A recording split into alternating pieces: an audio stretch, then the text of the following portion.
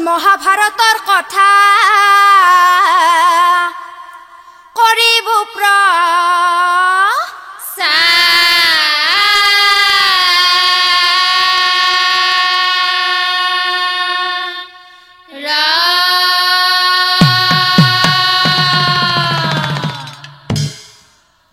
পৰম শ্ৰদ্ধাৰ নাম ধৰ্মী ৰাইজ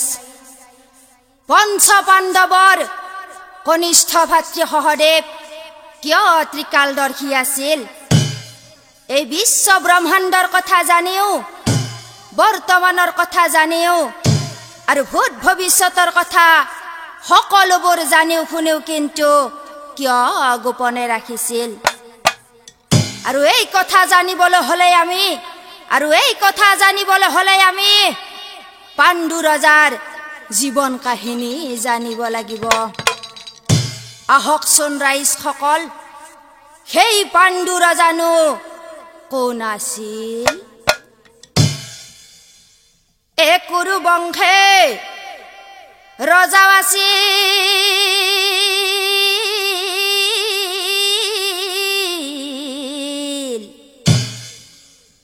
পাণ্ডু মহাৰাজ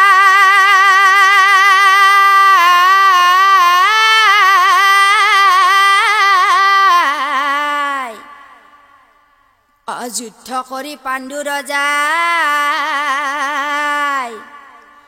অকৰে দিগবি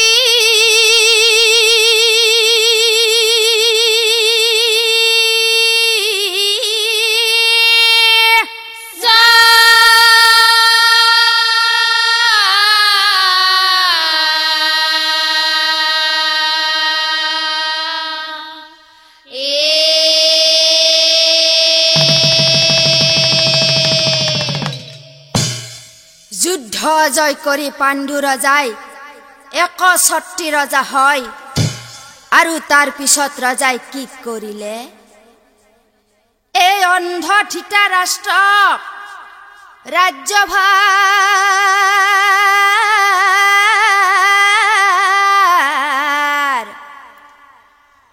অৰ্প নকৰিলা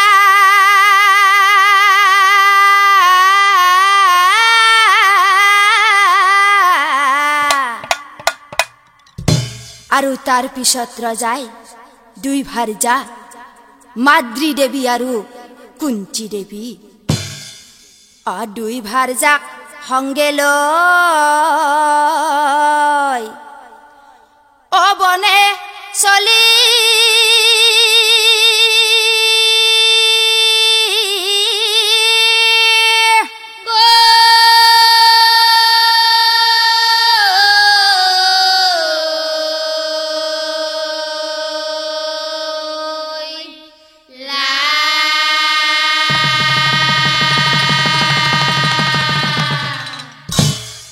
আৰু শিবিৰে কপাতে ৰজাই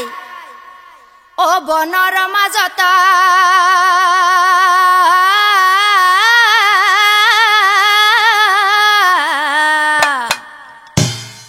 মৃগ চিকাৰ কৰি ফুৰে মনৰ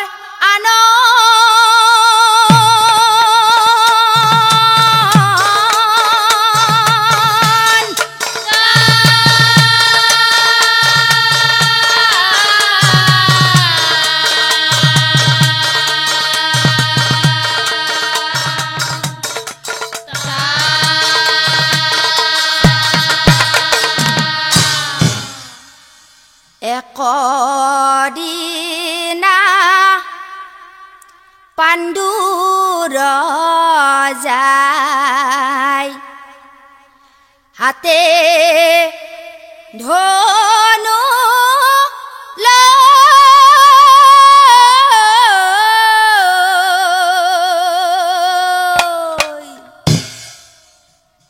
মৃগ চিকাৰ কৰিবাক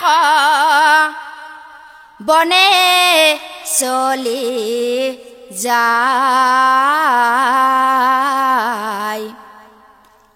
বনে চলি যায়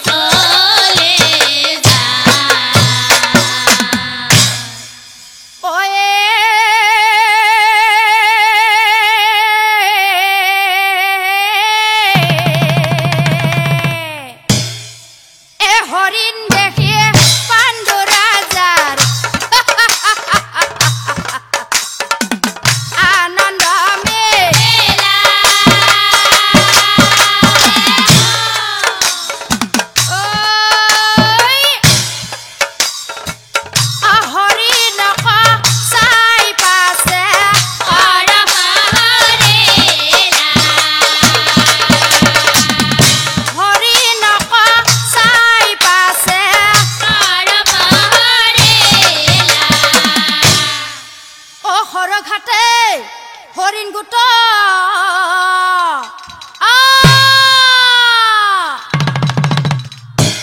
ও বাগৰি পৰিলা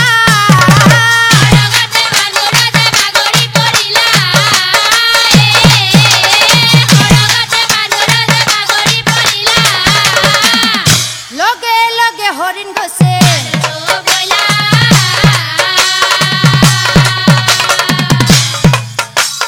লগে লগে হরিণ গছে কৃন্দম নামে রেখের পুত্র হরিণ রূপ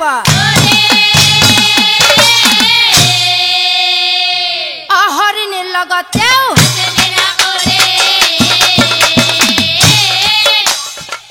হরিণের লগতেও ও এই কথা পাণ্ডু রজাই আগে না জানিলা আৰু সেই হৰিণ ৰূপী ঋষিৰ পুত্ৰই যন্ত্ৰণাতে কান্দি কান্দি যন্ত্ৰণাতে কান্দি কান্দি শুন হেৰ পাপিষ্ট দুৰচাৰ অভিশাপ দিম তোক আজি নাপাবি নিষ্ঠাৰ এই বনৰ মাজত হৰিণ ৰূপ ধৰি হৰিণীৰ লগত কিৰা কৰি ঘূৰি ফুৰিছিলো মই কিন্তু ৰজা ধনুষৰ মাৰি বুকু ভেদিলি তই শুন হেৰ পাপিষ্ট দুৰচাৰ আজি মই যেনেকৈ অখুচিত মৰিব লাগিব অ ৰজা তয়ো এদিন এনেকৈ অখুচিতে মৰিব লাগিব যিদিনাই নাৰীৰ লগত সংগমত লিপ্ত হবি তই অ ৰজা লগে লগে তোৰ মৃত্যু হব জানিবি নিশ্চয় হয় হে বোলে ঋষিৰ পুত্ৰ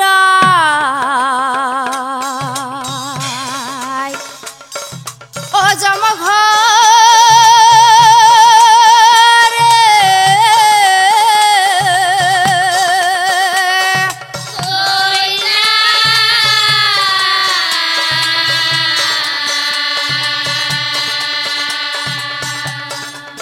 আৰু অভিশাপ পাই ৰজাই দুই ভাৰ্যাৰ ওচৰত গৈ কান্দি কান্দি ভাৰ্যাৰ আগে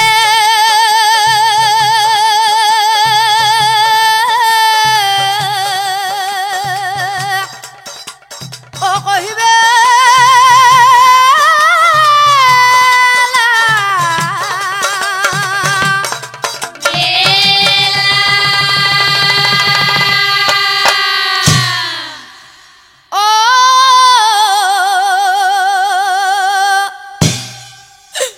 ভাৰ্যাক চাই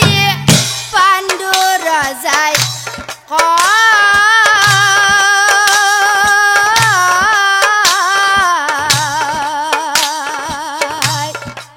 হেৰা প্ৰিয়হত কৃন্দম ৰেখেৰ সাপে মই সন্তানহে নহলো হাই কৃন্দম ৰেখেৰ সাপে মই সন্তানহে নহলো হাই কি আশালৈ থাকিম জীয়াই কি আশালৈ থাকিম জীয়াই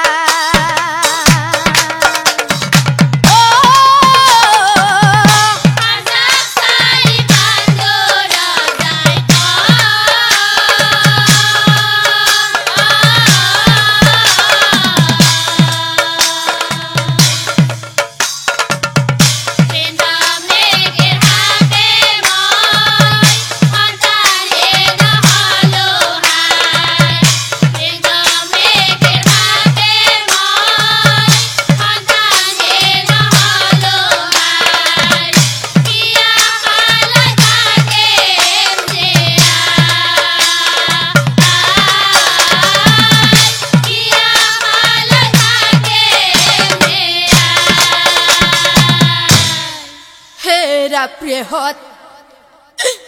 আজি মই এই সংসাৰৰ মায়া মোহ কামনা বাসনা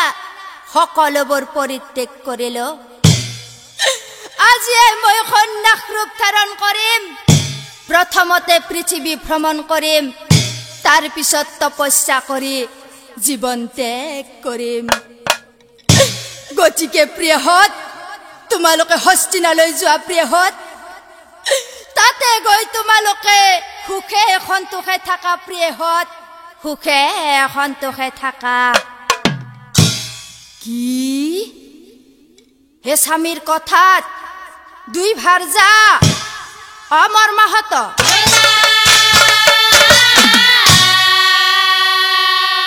স্বামী ও স্বামীক চাহিয়া পাছে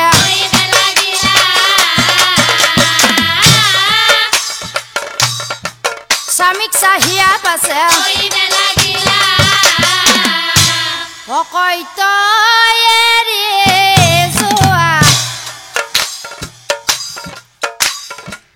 ও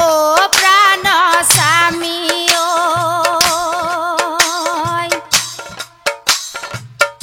এবাৰ ভাবি চোৱা ও প্ৰাণ স্বামী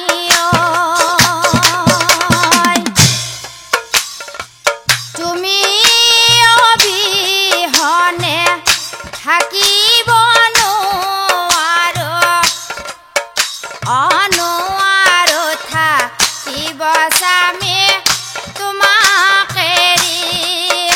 অ নাযাবা না যাবা স্বামী আমাক এৰি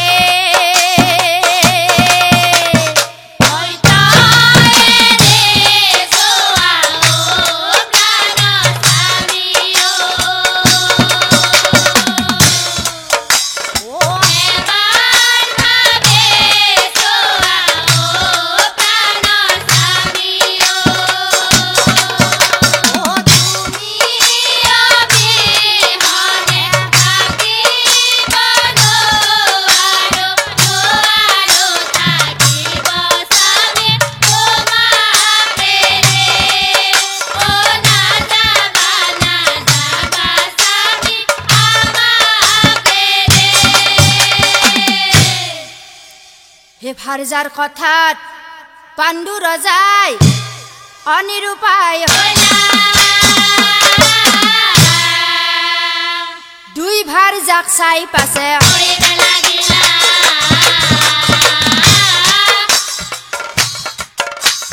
দুই ভাৰ্যাক চাই পাছে হেৰা প্ৰিয়হত তেন্তে বলা আমি হৌ হিমালয়ত যাও তাতে গৈ একেলগে তপস্যা কৰো ও যায়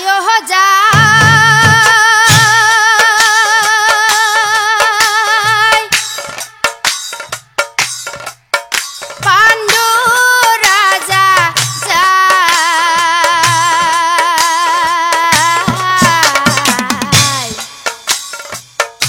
দুই ভাৰ্যাক সঙ্গে লৈ তপস্যালৈ যায়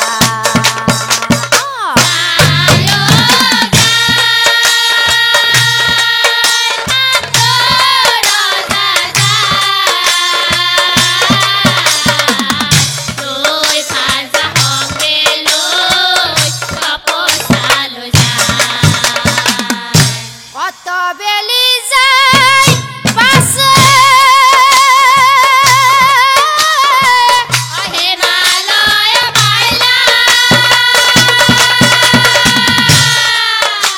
আৰু হিমালয়ত একেবাৰে ওখ পৰ্বত যিটো আছিল হতশৃংগ পৰ্বত ও হতশৃংগ পৰ্বতত গৈ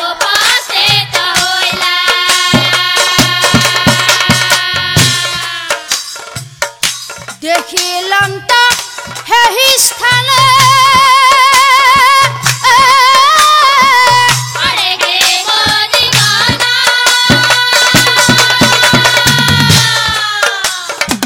হৈ আশ্ৰম পাতিয়া হবে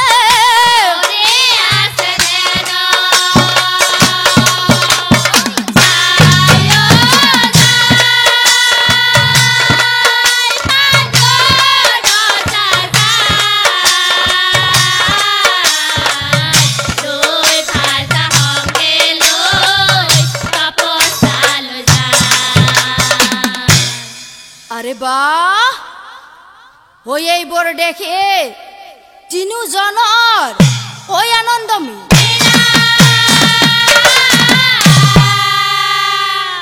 হতশৃঙ্গ পৰ্বততে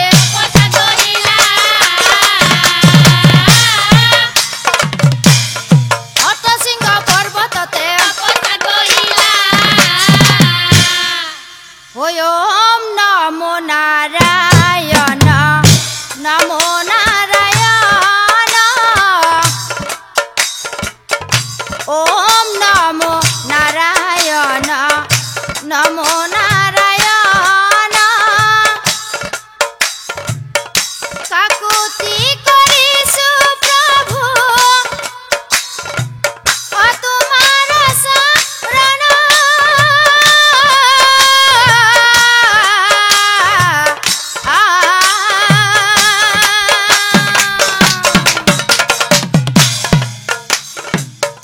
ওম নমো নাৰায়ণ নমো নাৰায়ণ ওম নমো নাৰায়ণ নমো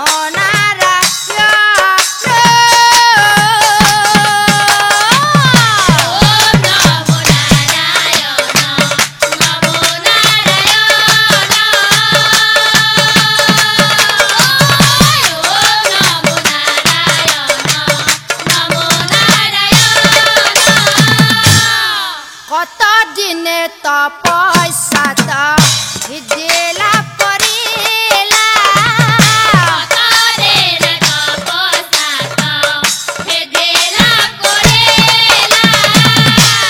হে ৰাপ্ৰিয়হঁত যিহেতু আমি সিদ্ধি লাভ কৰিলোৱে তেন্তে বলা আমি হও স্বৰ্গলৈ যাওঁ স্বৰ্গত যাব হেতু আয়োজন কৰিলা স্বৰ্গত যাব হেতু আয়োজন কৰিলা ওম নমো নাৰায়ণ নমো নাৰায়ণ ওম নমো নাৰায়ণ নমো নাৰায়ণ হে ধীৰে ধীৰে তিনিজনে অগমনকো আৰু তাক দেখি তাত থকা ঋষিমুনিসকলে ঋষিমুনিগণে দেখি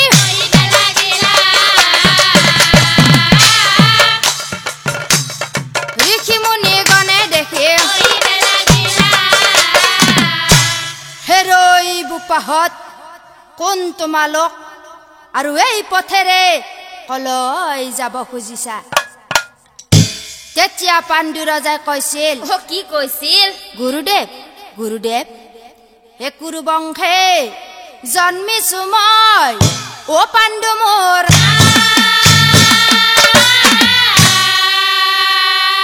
আৰু গুৰুদেৱ এওঁলোক হল মোৰ ভাৰ্যা মাদ্ৰী দেৱী আৰু কুন্তী দেৱী ভাৰ্যাৰ সংগে তিনিজনে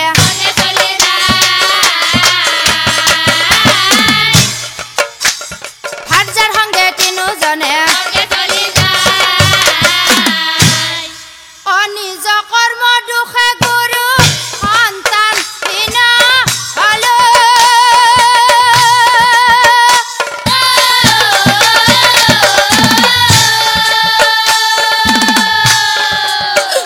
গুৰুদেৱ গুৰুদেৱ ইহাৰায়া নাথাময়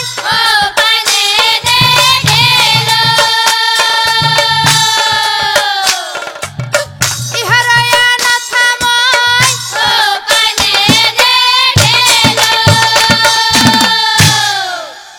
কি কলি বোপা তুমি সন্তানহীন হয় আৰু তুমি হও স্বৰ্গত যাব খুজিছা হয় মহাৰাজ হেৰৈ বোপা তুমি মহা ভুল কৰিব ওলাইছা মহা ভুল কৰিব ওলাইছা কাৰণ কিয় জানা বোপা ও কিয় মহাপূৰ্ণাৰ ফালে মানুহ ৰূপ ধৰে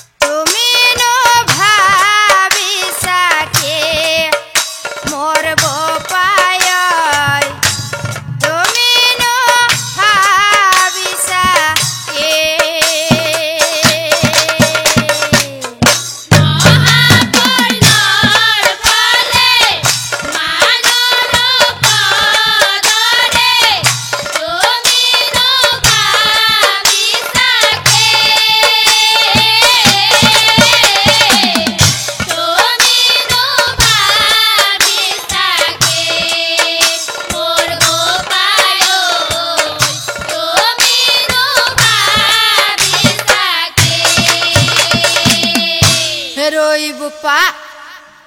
সন্তান নাথাকিলে যাব নোৱাৰিবা সন্তান নাথাকিলে যাব নোৱাৰিবা অপুত্ৰ কনাই স্বৰ্গস্থান মোৰ বোপায়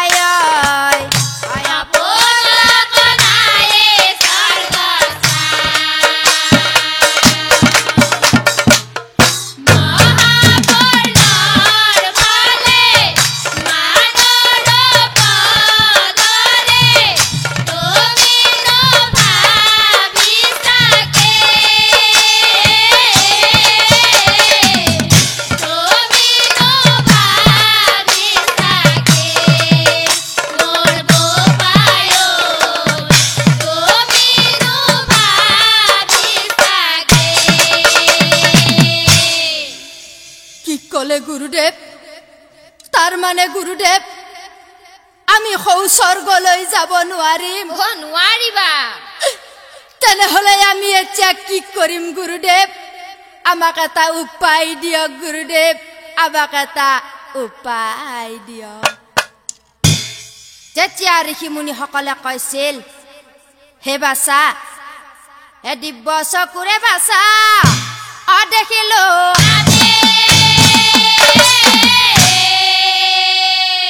দেৱতাৰ বৰত সুন্দৰ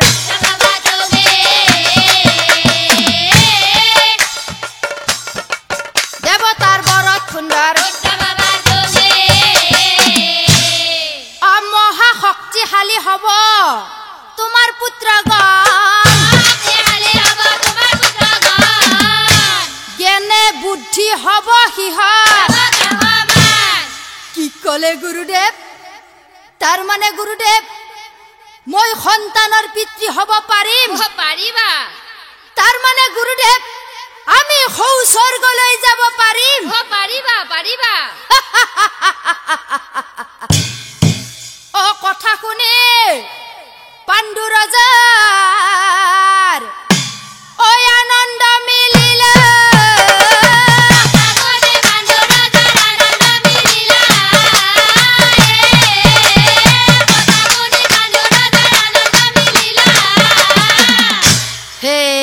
প্ৰিয়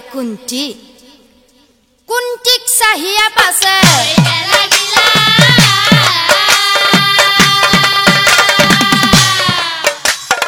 কুন্তিক চাহিয়া পাছে হেৰা প্ৰিয় কুন্তি তুমি ঋষিমুনি সকলৰ কথা নিষ্কানে শুনিলা নহয় গতিকে প্ৰিয়ে আমাৰ সন্তানৰ কাৰণে তুমি কিবা এটা কৰা প্ৰিয়ে মোক পিতৃঋণৰ পৰা উদ্ধাৰ কৰা প্ৰিয়ে মোক পিতৃঋণৰ পৰা উদ্ধাৰ কৰা তেতিয়া কুন্তি দেৱীয়ে স্বামীক চাই কৈছিল কি কৈছিল স্বামী দুখ নকৰিবা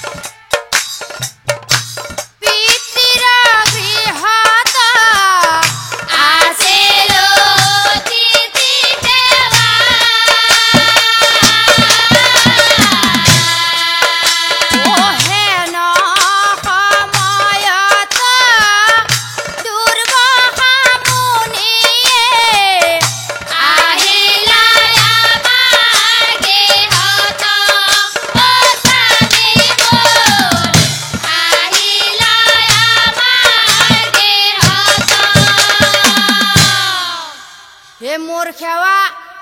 শুশ্ৰূষাত মনে সন্তুষ্ট হ'ল লগে লগে মুনিবৰে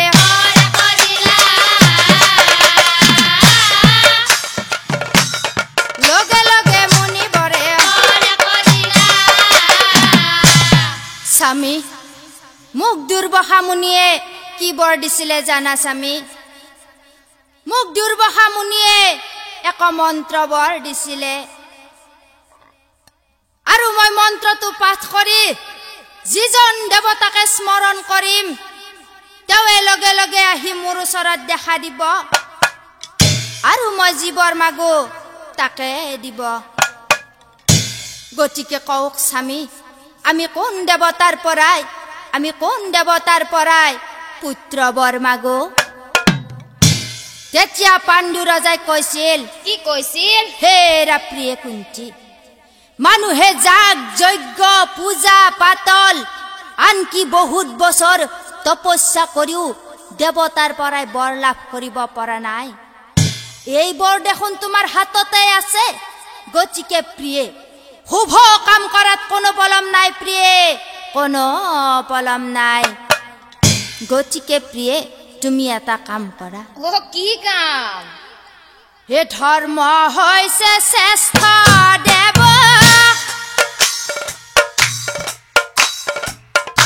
দেৱতাৰ ভিতৰ প্ৰথমতে ধৰ্ম দেৱ মাগা পুত্ৰ বৰ প্ৰথমতে ধৰ্ম দেৱ মাগা পুত্ৰ বৰ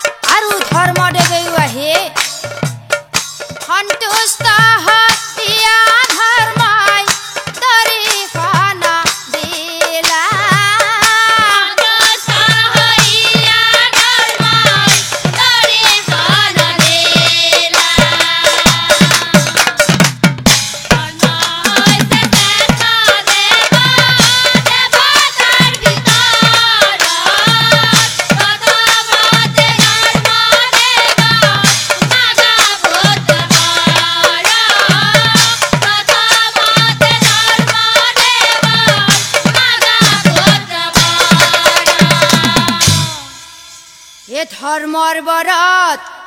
কুন্তি দেৱী অগৰ্ভৱতী দশ মাহ হন্তে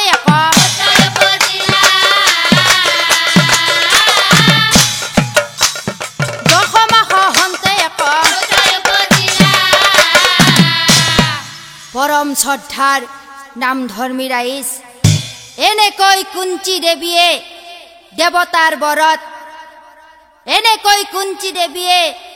দেৱতাৰ বৰত ধৰ্মৰ পৰা ধৰ্মপুত্ৰ যুধিষ্ঠিৰক লাভ কৰিলা মহাশক্তিশালী বায়ু দেৱতাৰ পৰা লাভ কৰিলে মহাবলী ভীম আৰু সৰ্বগুণ সম্পন্ন দেৱতা দেৱৰাজ ইন্দ্ৰৰ পৰা লাভ কৰিলে মহাবীৰ অৰ্জুন আৰু কুন্তিৰ তিনি পুত্ৰ দেখি পাণ্ডু ৰজাৰ দ্বিতীয় ভাৰ্যা মাদ্ৰী দেৱীয়ে স্বামীৰ ওচৰলৈ গৈ স্বামীক চাই কৈছিল, স্বামী স্বামী অমাদ্ৰী বোলে শুনা স্বামী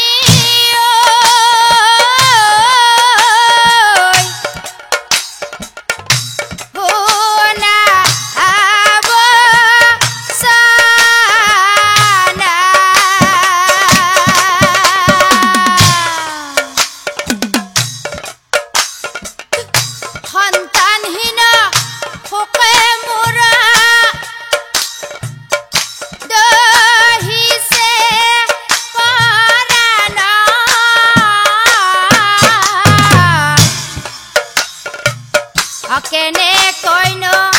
পাও স্বামী মই পুত্ৰ হনা মাতে বলে কোনা স্বামী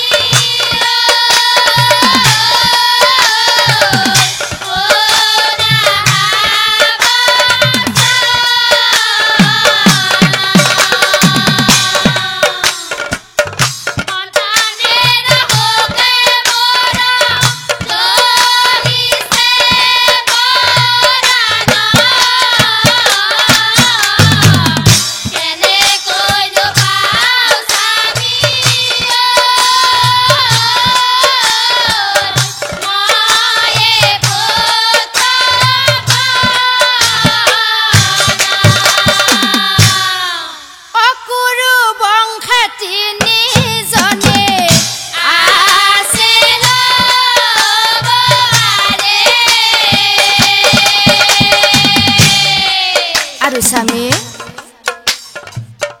পুত্ৰৱতী হৈলা স্বামী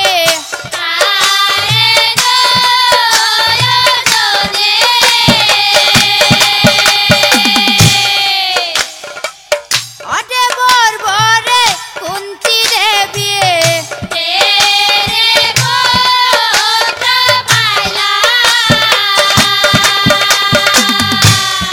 আৰু স্বামী হস্তিনাতো মই শুনিব পালো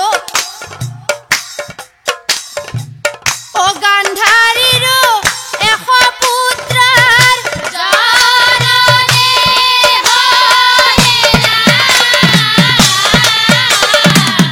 মাতে বলে কোনা স্বামী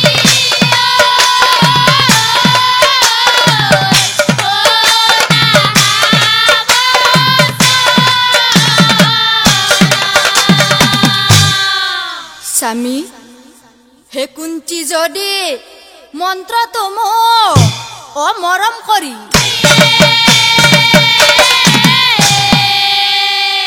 ময়ো মাতৃ হ'ব পাৰিম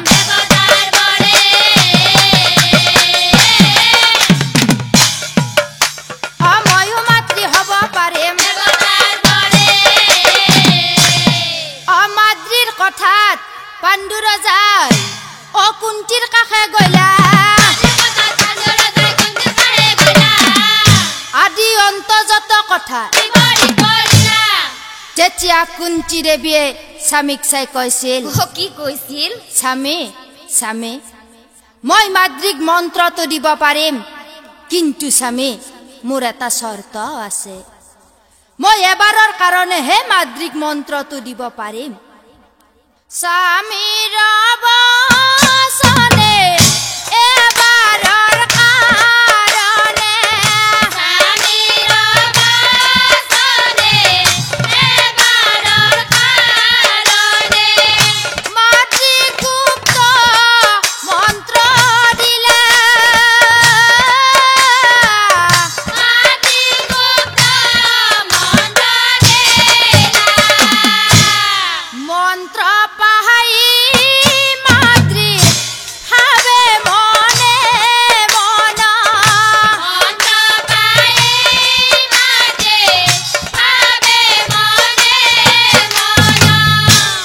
মাদ্ৰী দেৱীয়ে মনে মনে ভাবে, কি ভাবে? মই এবাৰৰ কাৰণেহে বৰ পাইছো, যদিহে মই এজন দেৱতাক স্মৰণ কৰিম এজনহে পুত্ৰ সন্তান পাম, গতিকে মই দুজন দেৱ কৰি ভস্মৰণ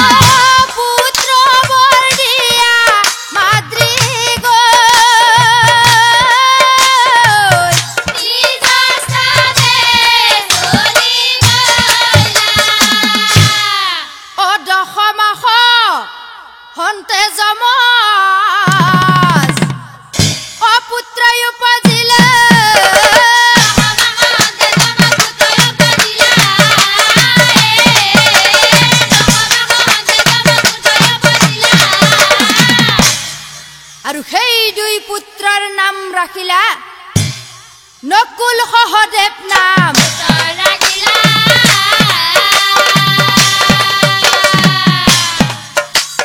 নকুল সহদেৱ নাম এনেকৈ পাণ্ডু ৰজাই দেৱতাৰ বৰত এজন এজনকৈ 5জন পুত্ৰ সন্তান পালে।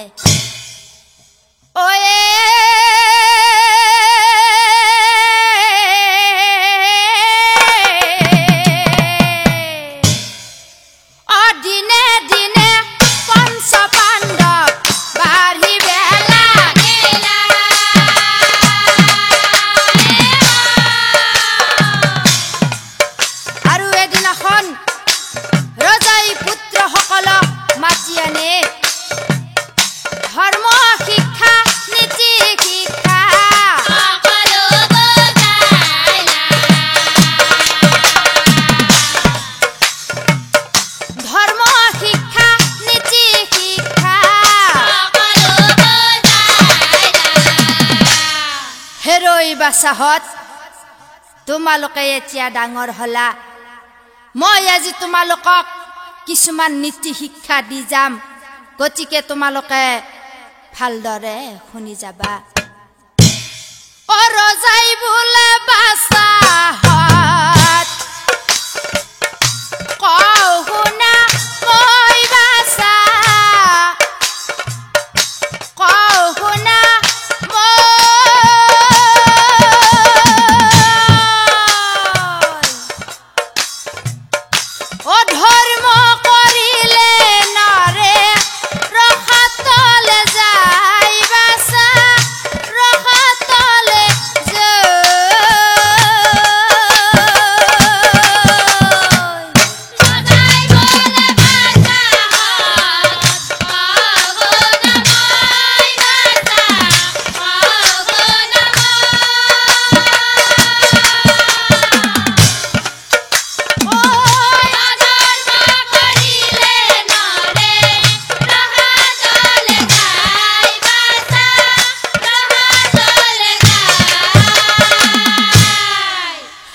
বাসাহত জুৱা বেশ্যা আৰু মদ জুৱাই বাসাহত মানুহৰ ধন টকা পইচা সকলোবোৰ বিনষ্ট কৰে। বেশ্যাত মতিত হলে মানুহৰ মন কলুষিত হয়। আৰু বাসাহত মদে বাসাহত মানুহৰ স্বাস্থ্যৰ লগতে ধন টকা পইচা সকলোবোৰ বিনষ্ট কৰে। হে বাসাহত জুৱা বেশ্যা মদে বাসা কলুষিত কৰে বাসা কলুষিত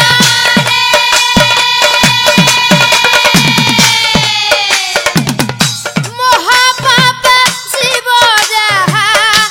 আগুৰিয়ে ধৰে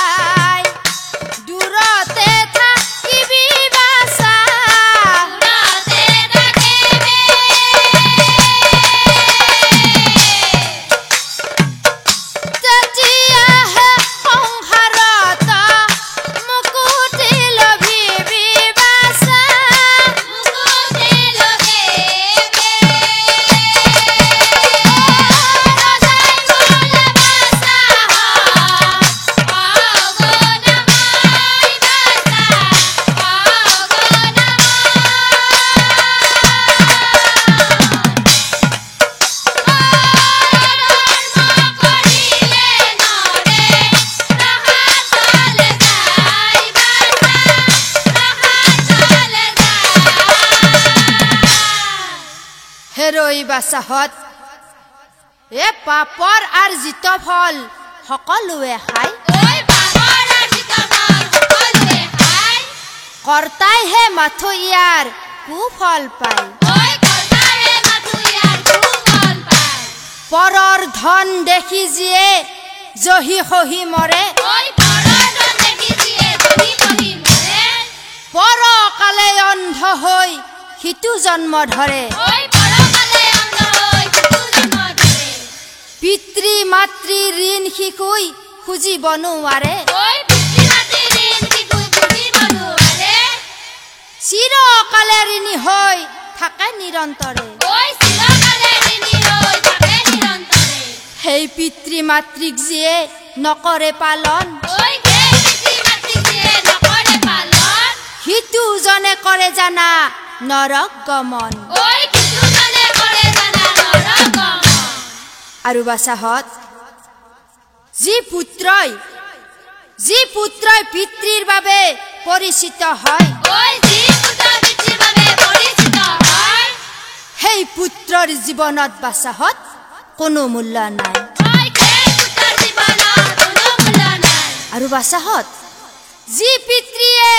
পুত্ৰৰ বাবে পৰিচিত হয় সেই পিতৃৰ হে জীৱন সাৰ্থক জানিবা নিশ্চয় গতিকে বুজিলা নহয় বাছাহত মোৰ জ্ঞানৰ দ্বাৰা যিদিনাই যিজন পুত্ৰই ত্ৰিকালদৰ্শী হ'ব পাৰিবা আৰু সেইদিনাই গম পাম সেই পুত্ৰই মোৰ মগজুটো হজম কৰিছে তাৰ পিছত পঞ্চ পাণ্ডৱৰ কনিষ্ঠ ভাতৃ সহদেৱে পিতৃৰ মুখলৈ চাই কৈছিল পিতা তাৰ মানে তোমাৰ মগজুটো খাব লাগিব ঐ একো নকয় পাণ্ডু ৰজাই হাঁহিয়া থাকিলা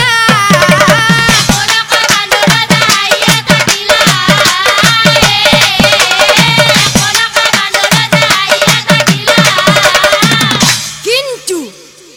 এই কথা সহদেৱে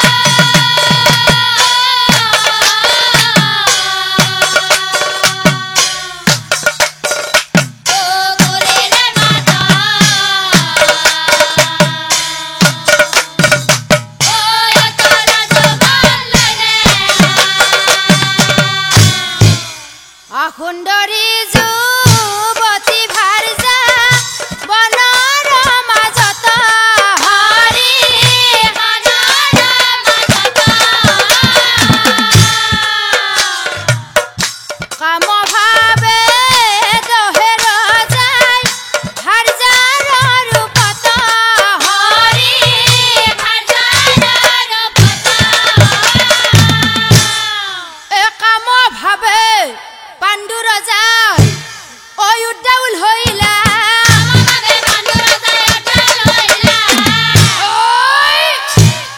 জোৰ কৰি মাতি দেবী হে পূৰ্বৰ অভিশাপৰ কথা অপাহৰিয়া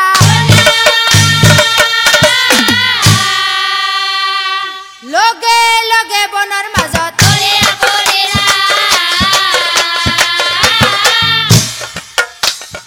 লগে লগে বনৰ মাজত পাণ্ডু ৰজা মৰি গল মাদ্ৰিয়ে ৰে কিলায়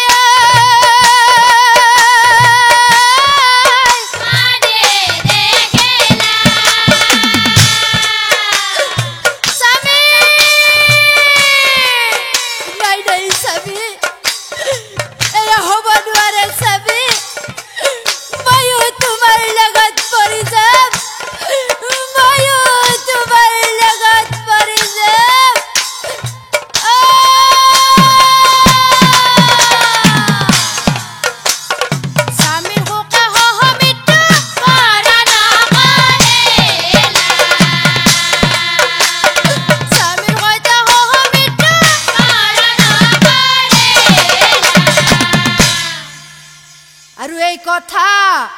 কুন্তি দেৱী অশুনিবা ক স্বামী স্বামী স্বামী বুলি তাই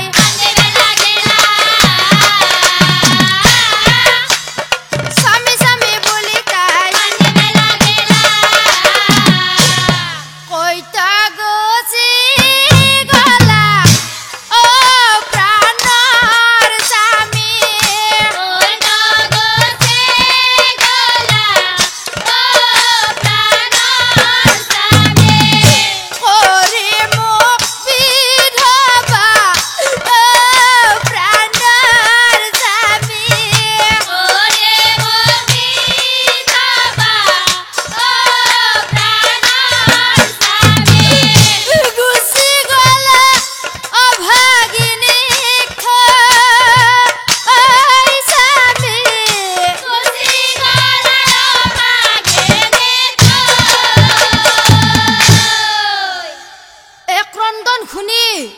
ঋষিমুনি লৱৰি আহিলা কুন্তি দেৱীক চাই পাছে হে আই কুন্তি দেৱী এই মৃতকৰ কাৰণে কান্দি কাটি লাভ নাই আই আমি মনুষ্য জীৱন এদিন নহয় এদিন যাবই লাগিব কোনোবা হয়তো দুদিন আগত যাব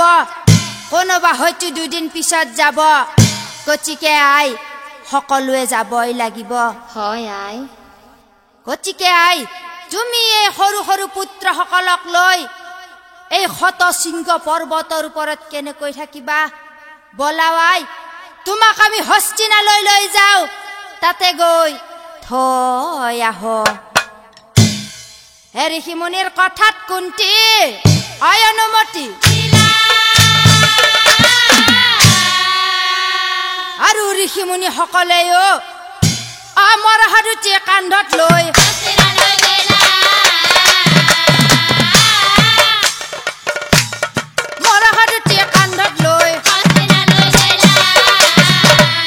এই অনন্তৰে যাই পাছে হস্তিনা পাইলা হস্তিনাত কন্দন হস্তিনাত কন্দন হকিও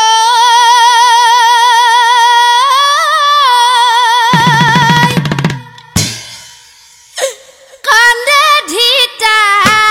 ৰাষ্ট্ৰ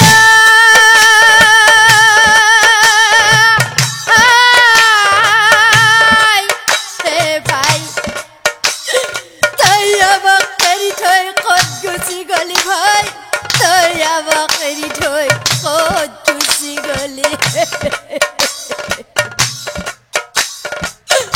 ভাতৃৰ গলে ভৰে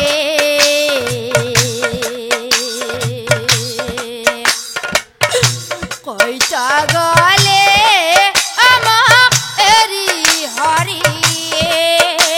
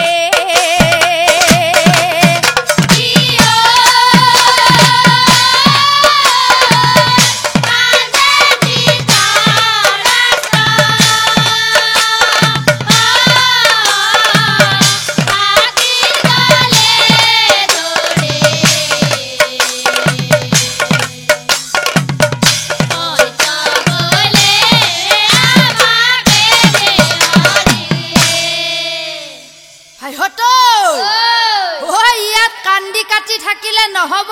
নহব বল আমি মৰা সাধুচি হৌ গংগাৰ তীৰত লৈ যাও তাতে গৈ দাহন কৰো ও মৰা সাধুটি কান্ধত লৈ গংগাৰ তীৰে যাই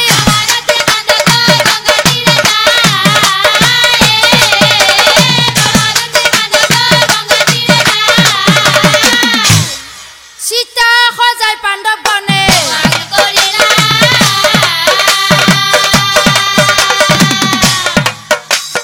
সীতা সজাই পাণ্ডৱ বনে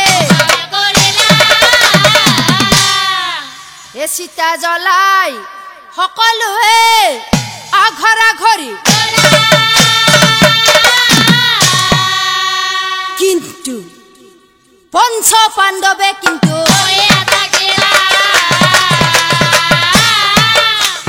পঞ্চ পাণ্ডৱে কিন্তু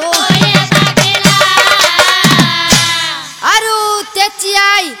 সেই পঞ্চ পাণ্ডৱৰ কনিষ্ঠ ভাতৃ সহদেৱে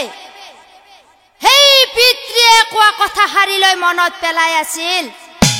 যে যিদিনাই মোৰ জ্ঞানৰ দ্বাৰা যিজন পুত্ৰই ত্ৰিকালদৰ্শী হ'ব পাৰিবা সেই দিনাই গম পাম সেই পুত্ৰই মোৰ মগজুটো হজম কৰিছা বুলি কিন্তু কি আচৰিত অ হেনকালে মগজুটো ওলাই আহিলা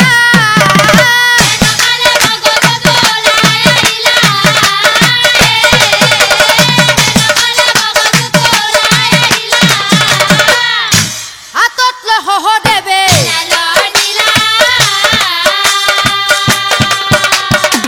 হাতত লৈ সহদেৱে পিতৃৰ মগজুটো বনৰ মাজত নি সহদেৱে তিনিটা ভাগত ভাগ কৰিলা প্ৰথম ভাগ খাই দিয়াৰ লগে লগে এই বিশ্ব ব্ৰহ্মাণ্ডৰ কথা গম পাই গল আৰু দ্বিতীয় ভাগ খাই দিয়াৰ লগে লগে বৰ্তমানৰ কথা গম পাই গল আৰু তৃতীয় ভাগ খাই দিয়াৰ লগে লগে ভূত ভৱিষ্যতৰ কথা সকলোবোৰ গম পাই গল লগে লগে সহদেৱ ত্ৰিকালদৰ্শী হল লগে লগে সহদেৱ ত্ৰিকালদৰ্শী হল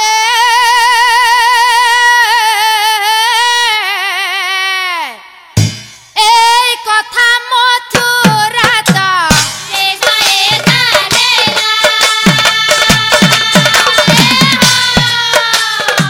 বা সহদেৱ বা সহদেৱৰ ওচৰত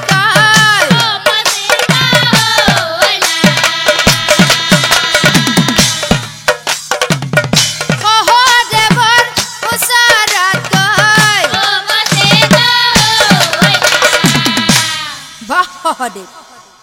পিতৃৰ মগজু খাই তুমি ত্ৰিকালদৰ্শী হলা কিন্তু সহদেৱ মোৰ সৃষ্টিত কিন্তু তুমি কলংক সানিলা হে হে অভিশাপ দিম তোমাক আজি নিশ্চয় জানিবা এই কথা যিদিনাই আনৰ আগত প্ৰকাশ কৰিবি তই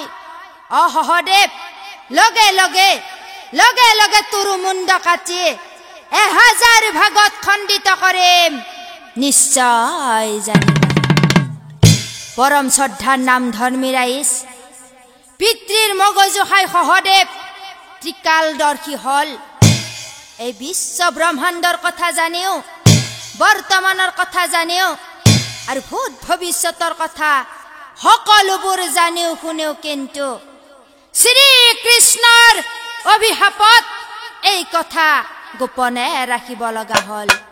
শ্ৰী কৃষ্ণৰ অভিশাপত এই কথা গোপনে ৰাখিব লগা দয়া কৰা দয়াময় দয়াৰ সাগৰ